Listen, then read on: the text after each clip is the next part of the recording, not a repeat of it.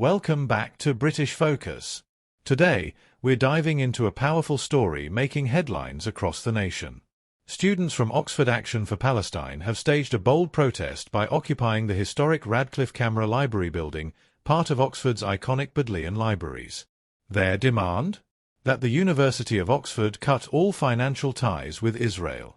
About a dozen protesters seized the site on Friday, with footage capturing the tense moments as police attempted to remove them while setting up a cordon around the area. This protest stems from allegations that the university maintains what the group calls deplorable financial and material support for Israel. In an act of defiance, the demonstrators have unofficially renamed the Radcliffe Camera as the Khalida Jarrar Library, after a leader of the Popular Front for the Liberation of Palestine, an organization classified as terrorist by Israel, the United States, and the European Union. Jarrar, notably, was one of the 90 Palestinian prisoners released this week as part of the Hamas-Israel ceasefire deal. Stay tuned as we break down the footage of police intervention and the latest updates on this occupation. But before we get started, don't forget to hit the like button, subscribe to British Focus, and join our fast-growing community. Every click helps us bring you the stories that matter. Let's dive in. You are not alone. You are not alone. You are not alone. You are not alone. You are not alone. You are not alone. You are not alone. You are not alone. You are not alone. You are not alone. You are not alone. You are not alone. You are not alone. Hey. You are not alone. You are not alone. You are not alone. You are not alone. You are not alone. You are not alone. You are not alone. You are not alone. You are not alone. You are not alone. You are not alone. He's doing it on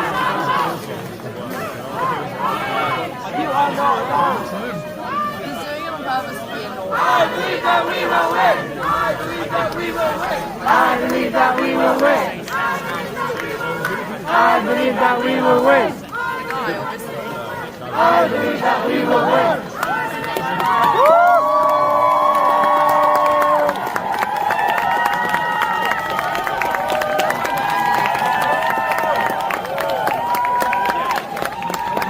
As you've just seen in the video, the events unfolding at the historic Radcliffe Camera have sparked intense debate, not just at Oxford, but across the country. The protesters, part of the group Oxford Action for Palestine, have justified their bold actions by pointing to what they describe as a lack of accountability and engagement from the University of Oxford. According to their official statement, the university has shown a clear lack of urgency in addressing their concerns, resorting instead to stalling tactics despite repeated efforts by what the group calls a broad, diverse, and multifaceted coalition to push for change. The group insists that their demands are not new, nor are they unreasonable. They claim that the university's financial ties to Israel have contributed to what they describe as ruthless genocide in Gaza, and they can no longer sit back while, in their words, business as usual continues. This is why they felt compelled to take over the Radcliffe Camera, renaming it in tribute to Khalida Jarrar, a prominent Palestinian political figure recently released as part of a ceasefire deal. This act of renaming, they said, is symbolic of their fight for justice and a call to action for institutions to stop what they describe as complicity in human rights abuses. But what do you think? Does their cause justify the means? Let us know in the comments below, and don't hold back, we want to hear every perspective. On the other hand, the University of Oxford has been vocal in its condemnation of the protest. In an official statement, the institution expressed its commitment to upholding the right to peaceful protest but was unequivocal in saying that this particular action had crossed a line. According to the university, the occupation of the Radcliffe Camera is more than just disruptive. It's a direct threat to the safety of students, staff, and even the protesters themselves. The statement also highlighted the risks posed to the historic building and its priceless contents, which many argue are part of a global heritage. As a result, students have been advised to avoid the area entirely, and alternative library facilities have been offered to minimize the disruption. However, for many students, this is little comfort. The closure of Radcliffe Square, a central hub for studying and research, has created widespread inconvenience. Imagine being in the middle of exam preparations or finalizing a dissertation, only to find your usual study space cordoned off and inaccessible. It's not hard to see why this has divided opinions among the wider student body. So here's the question. Is the university justified in taking such a firm stance, or should it be doing more to engage with the concerns raised by the protesters? Some have criticized the administration for focusing too much on the logistics and risks of the protest, rather than addressing the core issues at hand. Others argue that the protesters have jeopardized their cause by alienating fellow students and staff, whose daily lives have been significantly impacted by this occupation. What's your take? Drop your thoughts in the comments below, and let's discuss. The university also mentioned that it had tried to engage with the group before, but that talks broke down due to what it described as unrealistic demands. This claim, of course, is strongly contested by Oxford Action for Palestine, who argue that the university has deliberately used stalling tactics to avoid making any meaningful changes. It's a classic case of, she said, leaving the public to piece together what really happened.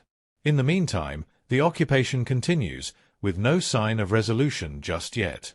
The broader question this raises is about the role of educational institutions in political and humanitarian issues. Should universities remain neutral, focusing solely on their academic mission, or do they have a moral obligation to take a stand? It's a debate that isn't unique to Oxford, but it has certainly been brought into sharp focus by this protest. Historically, universities have been hotbeds of activism, often serving as the starting point for major social and political movements. But in an increasingly polarized world, finding the balance between supporting free speech and maintaining institutional neutrality is no easy task. And let's not forget the significance of the Radcliffe Camera itself. This isn't just any library, it's a globally recognized symbol of Oxford's academic prestige and a frequent destination for tourists. Its occupation sends a clear message, but it also adds a layer of complexity to the situation. How do you balance the right to protest with the need to protect such an iconic and historic site? These are the kinds of questions that keep cropping up as the story develops. As of now, the Bodleian Library has confirmed that the square remains closed, and security measures are in place to ensure the situation doesn't escalate.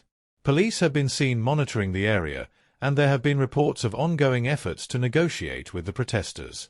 However, there's a palpable tension in the air, as both sides seem unwilling to back down. The protesters remain steadfast in their demands, while the university insists that the occupation cannot continue.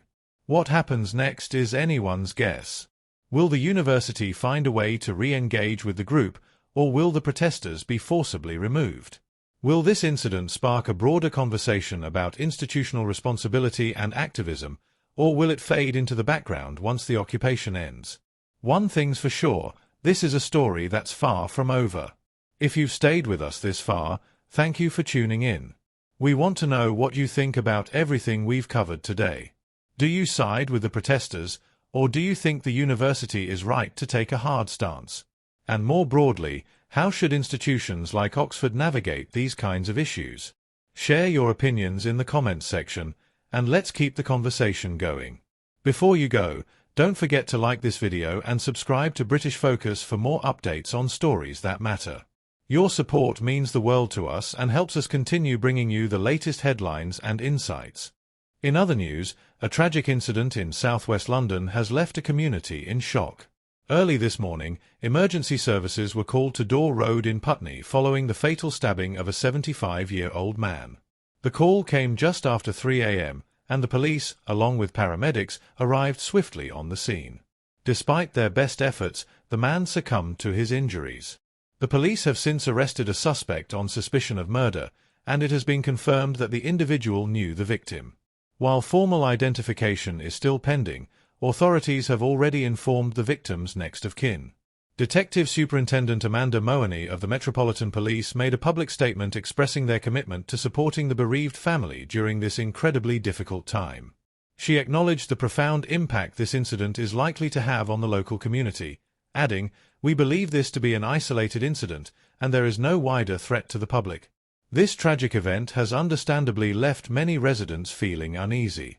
A scene remains in place, and road closures have been implemented as officers continue their inquiries.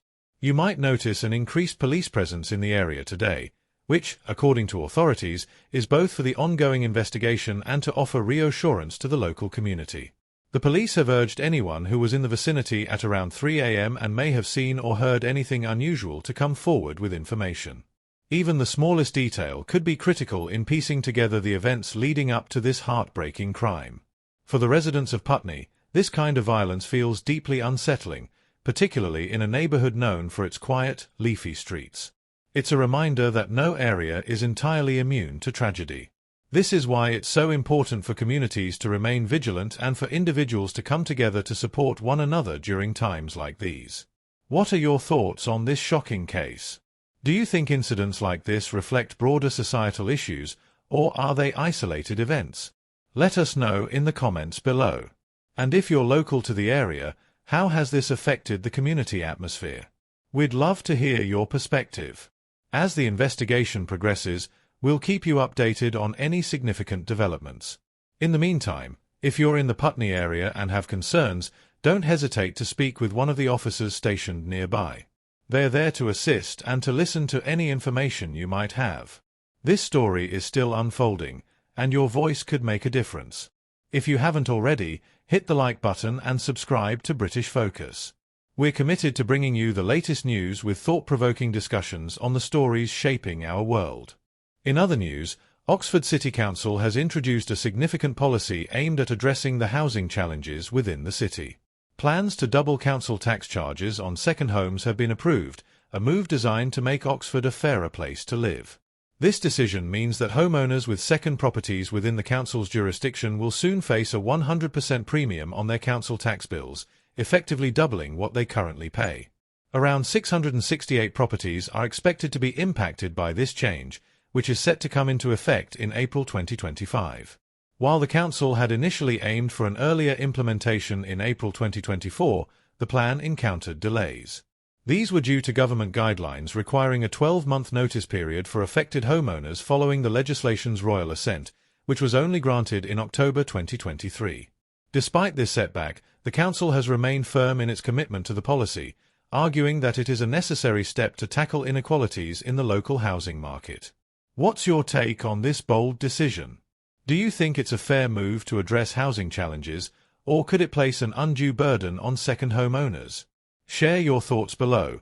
We're keen to hear your perspective on this contentious issue. Speaking on the matter, Oxford City Council's Deputy Leader, Ed Turner, emphasised the fairness aspect of the policy, stating, "We really want to make Oxford a fairer place to live." Turner also highlighted that those who own second homes in the city should make a more appropriate contribution to local services.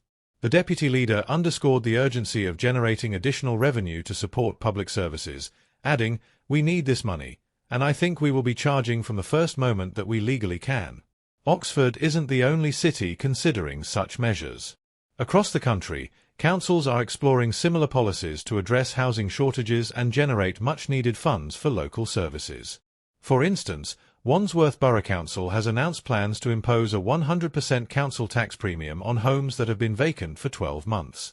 Additionally, properties left unoccupied for over 5 years could see a staggering 300% penalty.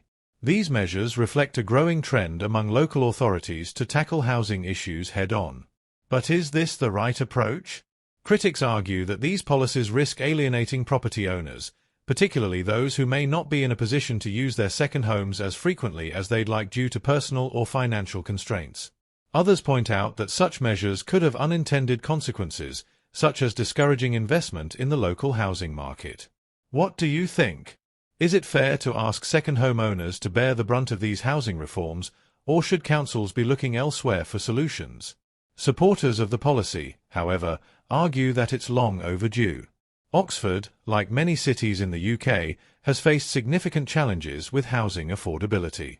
The demand for homes far exceeds supply, driving up prices and making it increasingly difficult for local residents to find suitable housing.